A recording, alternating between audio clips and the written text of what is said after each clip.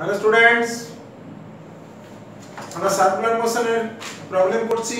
চলো আমরা একটি ছোট প্রবলেম করে নিই। যে একটি সিম্পল পেন্ডুলামের লেন্থটা হচ্ছে l, তার ববটার মাস m। এই সিম্পল পেন্ডুলামটা এটা তার ইকুইলিব্রিয়াম কন্ডিশন পজিশন, এই ইকুইলিব্রিয়াম পজিশন থেকে ববটাকে স্লাইড ডিসপ্লেস করা হলো। ধরা যাক এটা অ্যাঙ্গুলার ডিসপ্লেসমেন্ট দেওয়া হলো theta 0, theta not angular displacement দিয়ে এইখান থেকে ছেড়ে দেওয়া হলো। ইনিশিয়ালি এর ভেলোসিটি ছিল 0, এরপর এটা ছেড়ে দেওয়ার পরে এটা যখন এদিকে ব্যাকে রিটার্ন আসছে, ইকুইলিব্রিয়ামের পজিশনের দিকে যখন ফিরে আসছে, তখন অনেক সময় এটা ভার্টিক্যাল লাইনের সাথে থিটা অ্যাঙ্গেল করেছে ধরা যাক।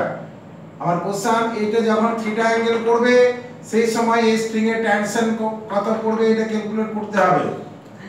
Calculate the tension in the string when the thread or string makes an angle theta with the vertical line. Question আমি এখানে লিখে নিচ্ছি, তোমরা ট্রাই করো। A simple pendulum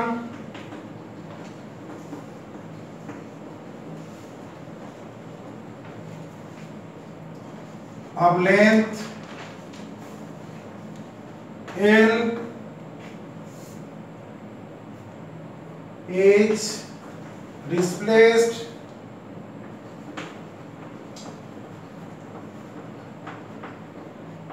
from its equilibrium position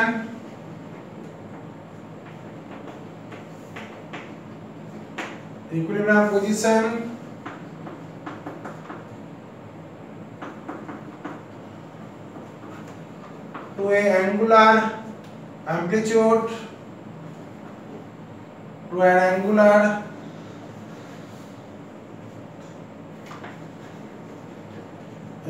position বা amplitude বলতে পারি theta 0 as shown in figure.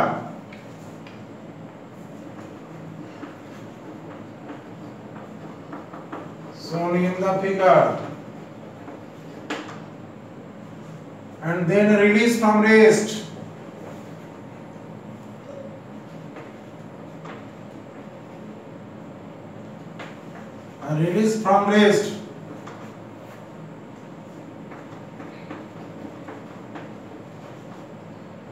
Calculate the tension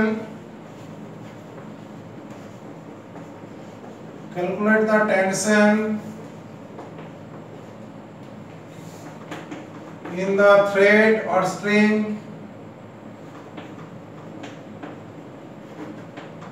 when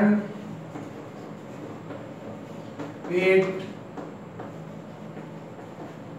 makes an angle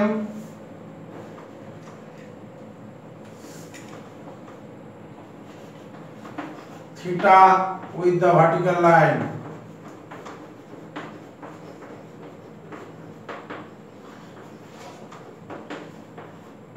As shown in the figure. Theta 0 angular পজিশনে নিয়ে যাওয়া হলো, দিয়ে ছেড়ে দেওয়া হলো, ও ফিরে আসছে। যখন ভার্টিক্যাল লাইনের সাথে থিটা অ্যাঙ্গেল করবে তখনকার টেনশনটা কত বার করতে হবে। এটা করার পরে তোমরা আরেকটা স্পেশাল কেস করে নেবে, যে when the bob comes to its equilibrium position, calculate the tension. তার মানে থিটাটা যখন 0 তখন কত হবে। এটা জেনারেল এক্সপ্রেশন আগে করে নাও। জেনারেল এক্সপ্রেশন করার পরে সেখান থেকে থিটা 0 করবে, তাহলে ইকুইলিব্রিয়াম পজিশন যখন আসবে তখন টেনশনটা বেরিয়ে যাবে।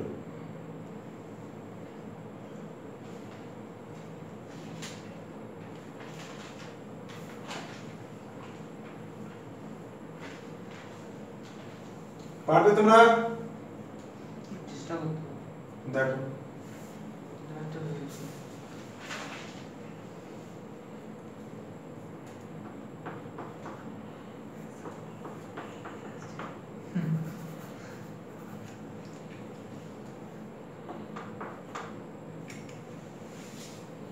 দেখো ববটা যখন এইখান থেকে এইখানকে এলো, তখন তার একটা ভার্টিক্যাল ডিসপ্লেসমেন্ট হচ্ছে না।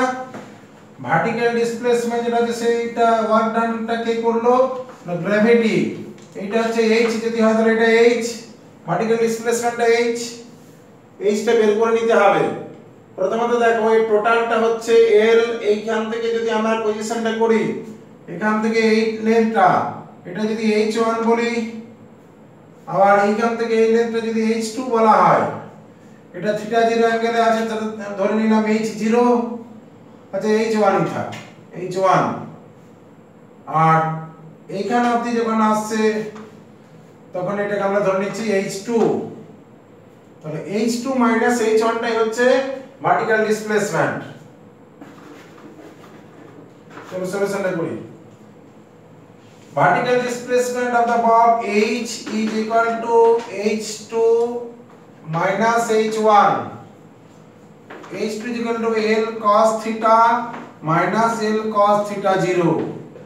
That is l into cos theta minus cos theta 0. This is the vertical displacement of the bob. Okay. এই ভার্টিক্যাল ডিসপ্লেসমেন্টের জন্য পোটেনশিয়াল এনার্জি লস হচ্ছে, গ্র্যাভিটেশনাল পোটেনশিয়াল এনার্জি লস, সেটা কাইনেটিক এনার্জিতে কনভার্ট হবে, এর ফলে ও এখানে একটা ভেলোসিটি পাবে। সাপোজ এই ভেলোসিটিটা v, এই যে ভেলোসিটিটা v, এর জন্য একটা সুতোতে যে টেনশন t, এদিকে mg দুটো কম্পোনেন্ট, ভার্টিক্যালের সাথে থিটা অ্যাঙ্গেল হলে এটা থিটা হবে, এদিকে আসবে mg cos থিটা, আর এই ডিরেকশনে ভেলোসিটি ডিরেকশনে আসবে mg sin থিটা। এদিকে টেনশন, আর এর সাথে সাথে এটা যেহেতু নেমে আসছে এই ফ্রেমের রেসপেক্টে এদিকে একটা সেন্ট্রিফিউগাল ফোর্সও কাজ করবে, তাহলে mg cos theta plus mv square by আর আমরা বলি, আমি বলছি t minus mg cos theta যেটা সেন্ট্রিপিটাল ফোর্স সাপ্লাই দিয়েছে কে ঘুরছে, সেভাবেও লিখতে পারি। চলো তাহলে ইকুয়েশন অফ মোশন একটা লিখে নিই, t minus mg cos theta, এটা হচ্ছে রেজাল্টেন্ট ফোর্স along the, এটা একটা সার্কুলার পাথ, তো কি এটা একটা সার্কুলার পাথের মতো ঘুরছে না, তাহলে এদিকে t minus mg sin theta যেটা এটাই সেন্ট্রিপিটাল ফোর্স সাপ্লাই দিচ্ছে, এটাই m v square by r হয়, এখানে r বলতে রেডিয়াসটাই হচ্ছে লেন্থ, তাই তো m v square by l। তাহলে tension t is equal to mg cos theta plus mv square by l, mv square by l। এখন এই v টাকে বার করতে হবে কনজারভেশন অফ এনার্জি, এই যে এই সাইড নেমে গেল, এরপরে যে পোটেনশিয়াল এনার্জি লস হলো সেটা কাইনেটিক এনার্জিতে কনভার্ট হলো, কি work done by gravitational force is equal to mgh equals to change in kinetic energy half mv square minus half mv square। তাহলে করো, work done by gravitational force mgh is equal to half mv change in kinetic energy half mv square minus 0, initial kinetic energy 0 ছিল, তাহলে এখান থেকে v square এর ভ্যালুটা তোমার এখানে পেয়ে যাবে, এখান থেকে v স্কয়ার এর যে ভ্যালুটা mm কেটে গেল, v square is equal to 2gh, v is equal to root over of 2gh। আমার এখানে v স্কয়ারটাই দরকার, এখান থেকে h টা পরে পুট করবে, h এর ভ্যালু তো করাই আছে আমাদের, h এর ক্যালকুলেশন করা রয়েছে, এটা এখানে পুট করে দাও, তাহলে টেনশনটা পেয়ে যাব। চলো আমরা এখানে লিখি, তাহলে tension t is equal to mg cos theta plus m by l into v square, v square মানে হচ্ছে 2gh, এটা v স্কয়ার এর ভ্যালুটা, আবার h এর ভ্যালুটা করা আছে l into cos theta minus cos of theta 0, তাহলে এটা এখানে পুট করতে হবে, এখান থেকে টেনশনের যে ভ্যালুটা এটা সমানি করে নাও, mg cos theta plus m by l into 2g into h মানে l into cos theta minus cos of theta 0, এই l ক্যান্সেল হয়ে যাবে, তাহলে mg এখান থেকে কমন যাবে, এখানে 2mg এখানে mg আছে, তাহলে টেনশনের যে রেজাল্টটা আসছে mg কমন নিলে এখানে পড়ে থাকলো cos theta plus 2 cos theta minus 2 cos theta 0, অর্থাৎ যে রেজাল্টটা আসছে সেটা mg into 3 cos theta minus 2 cos theta 0, এটাই হচ্ছে आंसर। কি 3 cos theta 0 minus 2 cos theta. যখন এটা ইকুইলিব্রিয়াম পজিশনে চলে আসবে when theta equals to 0 special case,